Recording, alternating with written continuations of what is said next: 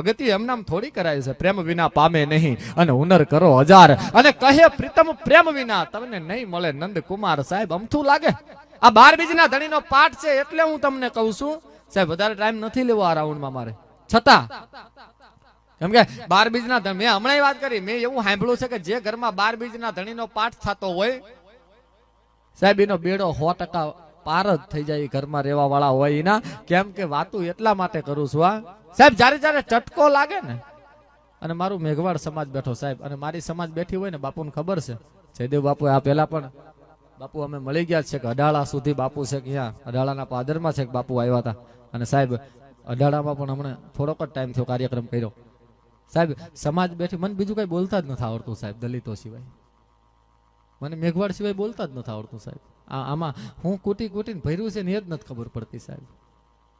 અને આમ સમાજમાં નીકળી પડી તો સાહેબ એક ગર્વ થાય છે. કેમ કે જ્યાં સુધી ખબર નહોતી પડતી ને ત્યાં સુધી એમ લાગતું હતું કે આ સમાજમાં કાંઈ નથી. પણ જેથી આમ બહાર રખડવા માંડ્યા ને સાહેબ, અને ખાલી ધોળકાથી હાલતા થઈ જવી, અને સાહેબ છેક તમે આમ કહેવાય કે ચિત્રોડ, અને ચિત્રોડથી વટીને સાહેબ છે રણુજા, અને રણુજાથી વટીને સાહેબ છેક મહુ વિસ્તારની અંદર પહોંચી જાવ, અને સાહેબ તમે 10 કિલોમીટર ગાડી આંકો, 20 કિલોમીટર ગાડી આંકો, એટલે સાહેબ મારા એક મેઘવાળના સંતની ઝૂંપડી જોવા મળે, એક મેઘવાળનું સ્થાનક જોવા મળે. મારો બાપ એટલે ગર્વ થાય છે. કેમ કે દુનિયાના લોકો ગમે એ કહેતા હોય કે સંત સુરા નિપજાવતી ઓલી હોરઠ રતનની ખાણ, સંત સુરા નિપજાવતી અને હોરઠ રતનની ખાણ. પણ રવિરાજ વાણિયા એમ કહે છે કે સંત સુરા નિપજાવતી આ સમાજ રતનની ખાણ. સાહેબ 108 સંતો આ મેઘવાડ સમાજમાં પ્રગટ થયા છે સાહેબ, એમાં પેદા થયા છે, એમાં જન્મા છે, એટલે વાત કરવી પડે છે. પડ્યું છે આ સમાજમાં, કોકની આટો મારો યાર.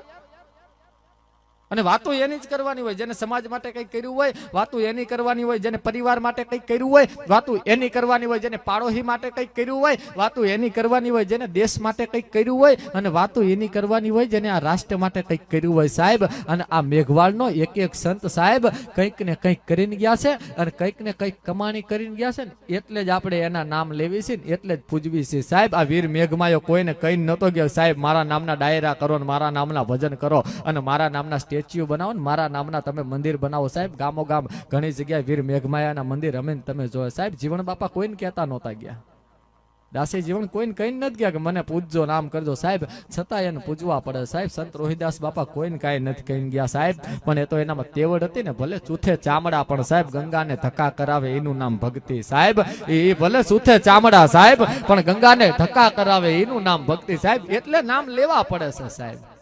ક્યાંક પડ્યું છે સાહેબ. જોધલપીર બાપા કોઈને કાંઈ કહીને નથી ગયા સાહેબ, સંત સવૈયો નાથ કાંઈ કહીને નથી ગયા. અને એટલે જ